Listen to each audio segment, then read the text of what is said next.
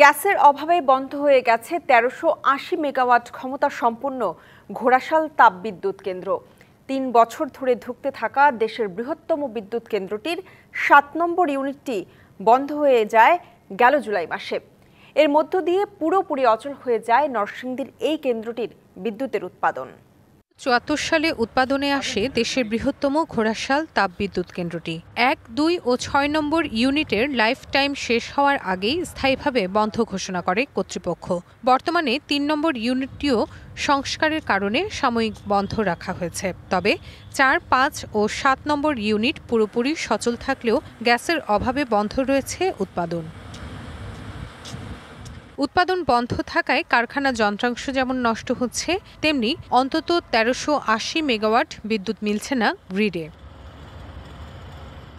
দ্রুত গ্যাস সরবরাহের মাধ্যমে বিদ্যুৎ কেন্দ্রটি চালুর দাবি কর্মকর্তা কর্মচারীদের।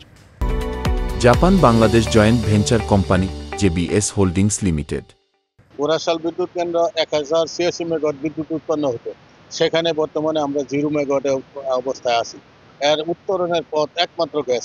বেসরকারি খাতে যে বিদ্যুৎ কেন্দ্রগুলি হয়েছে তাদেরকে গ্যাস দিতে যায় আমাদের বিদ্যুৎ সরকারিভাবে যে বিদ্যুৎ কেন্দ্রগুলি আছে সেই বিদ্যুৎ কেন্দ্রগুলি ধ্বংসের মুখে পরিণত হয়েছে। বিনীতভাবে অনুরোধ করতেছি যে আমাদের বিদ্যুৎ কেন্দ্রের গ্যাস আমাদের বিদ্যুৎ কেন্দ্রে দেওয়ার জন্য।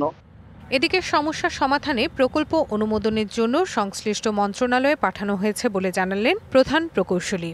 ফিজিবিলিটি স্টাডি অলরেডি হয়ে গেছে এবং এটা জ্বালানি মন্ত্রণালয়ে আছে। এগুলো অনুমোদিত প্রাপ্তির সাপেক্ষে যদি এই ডেডিকেটেড লাইনটা পাওয়া যায় তাহলে আশা করি যে আমরা ঘোড়াশাল বিদ্যুৎ কেন্দ্রে পুনরুজ্জীবিত যাব।